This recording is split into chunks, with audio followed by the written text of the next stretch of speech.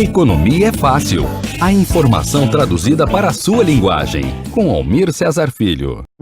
Que a gente geralmente, né, nem toda a gente consegue fazer, mas está aí com os destaques. Eu separei 3 destaques, até porque os outros destaques do noticiário eu coloquei justamente no tema principal do programa, né? Então, queria conversar com vocês 3 destaques. O primeiro são notícias de privatização, né?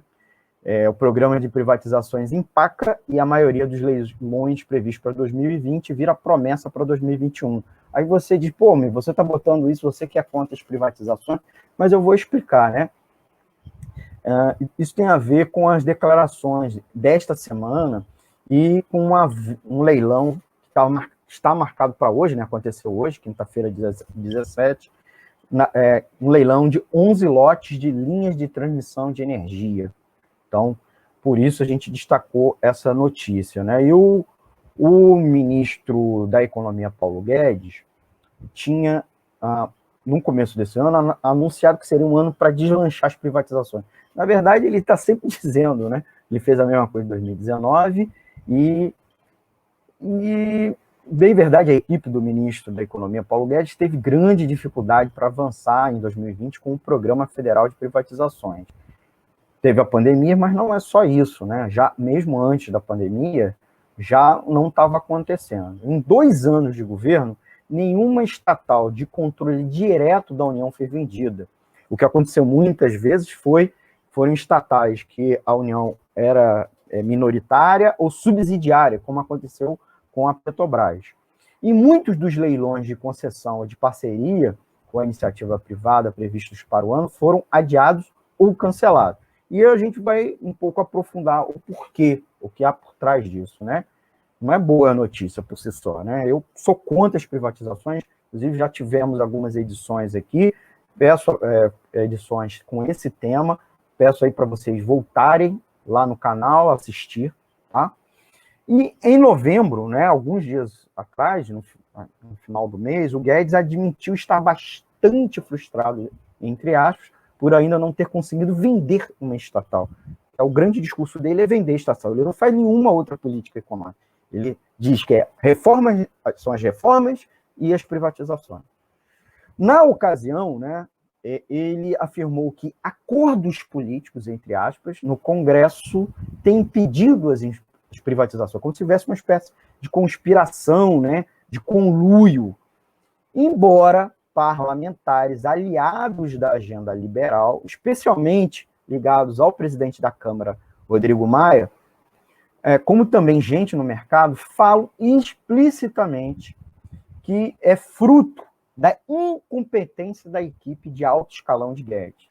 E também lembro que há uma certa impopularidade desse tipo de medida, né, as vendas das estatais, junto ao Centrão, que é base de sustentação de Bolsonaro, né?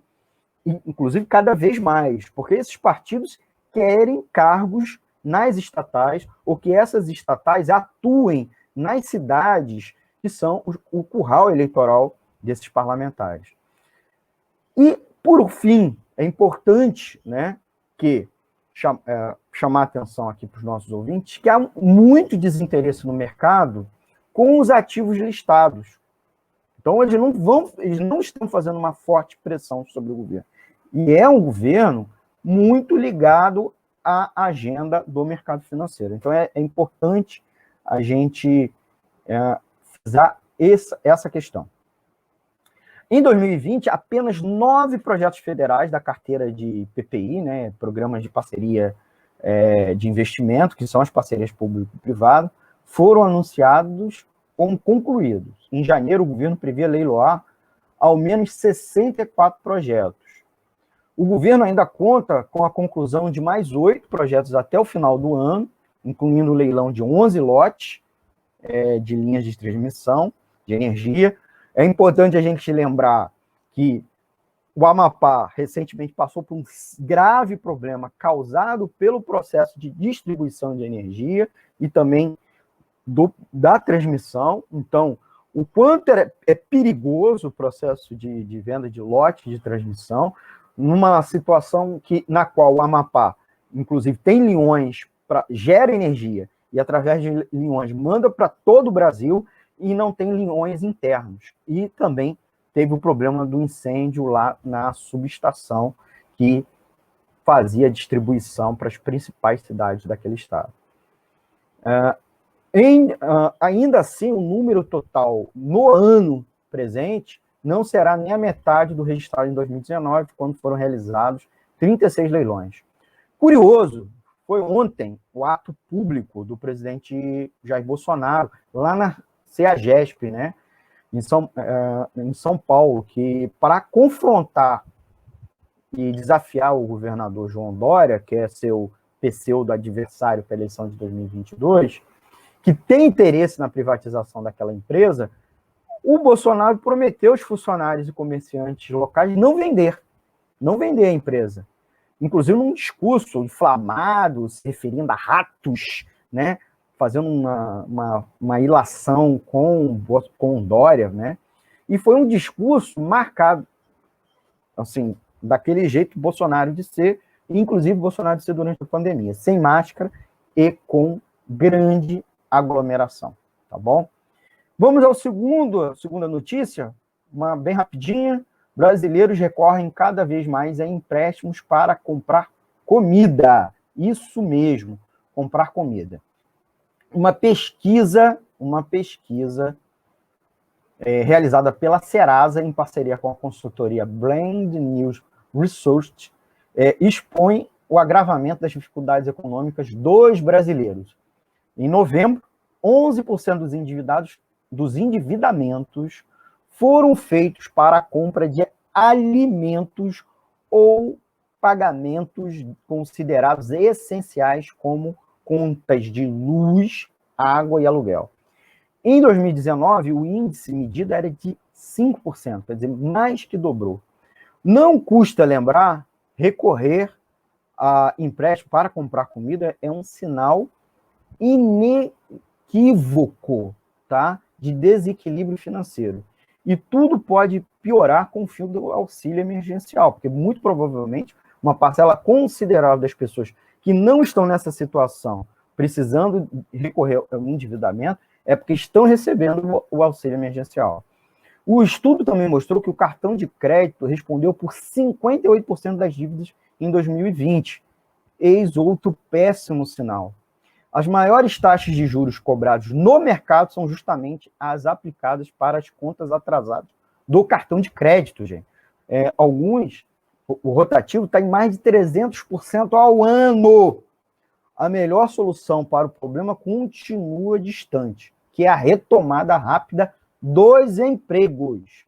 Segundo economistas, ela aumentará de intensidade apenas a partir do segundo trimestre do ano que vem. Isso se não acontecer coisas inesperadas, né? Como uma terceira onda antes de consolidar a imunização proporcionada pela vacinação, ou mesmo a vacinação atrasar, como parece ser o caso do Brasil, né? Vamos para a terceira notícia, também rapidinha. A Oi, a operadora Oi de telefonia, vendeu sua operação de telefonia celular para as concorrentes. Então, gente, a longa novela envolvendo o pedido de falência da Oi, que já durava 4 anos, teve um desfecho na segunda-feira, dia 14, quando a Vivo, Claro e TIM, ai meu Deus, que trio, venceram um leilão para a compra da Oi Móvel por 16,5 bilhões de reais. A operação ainda deve ser avalizada pela Anatel, Agência Nacional de Telecomunicações, pelo OCAD, que é o Conselho Administrativo de Defesa Econômica, que cuida de concorrência no país. Para o mercado, a possível saída da Oi vai reduzir a competição, o próprio mercado está sabendo disso, consolidando as outras 3 operadoras. Bem verdade que existe ainda um tanto de outras pequenas operadoras locais, mas as 3 representam mais de 80% da operação no Brasil.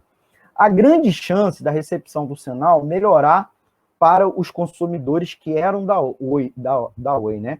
Pois as ex-rivais dessa empresa contam com a cobertura muito melhor. Mas a possibilidade de haver abusos com uma empresa a menos do mercado móvel sem dúvida nenhuma, é um grande risco, né? É preciso avisar também, não houve a venda da Oi fixo, né? E de outros serviços, apenas da rede da Oi Móvel. E uma coisa também para a gente frisar antes de concluir aqui. Com a direção da Anatel, não estou falando dos seus técnicos, mas com a direção da Anatel, cada vez mais com um perfil político, é muito provável que vai seguir atuando como uma amiga das operadoras e não coibindo abusos. A Oi, gente, é um outro exemplo de como a privatização no Brasil, substituindo um monopólio público que poderia ser controlado pela sociedade, por grandes oligopólios, que em breve pode, inclusive, virar monopólio privado, porque nada impede, por exemplo, que dessas três, né, paulatinamente se reduza para uma só. Né? Então, esses foram os destaques que separamos para o Informe Econômico desta edição de 17 de dezembro. Dê seu like e compartilhe nas redes sociais. Deixe seu comentário e nos dê sugestões de notícias que você queria a nossa análise. Assista as edições anteriores aqui no canal. Vamos ao intervalo e já voltamos.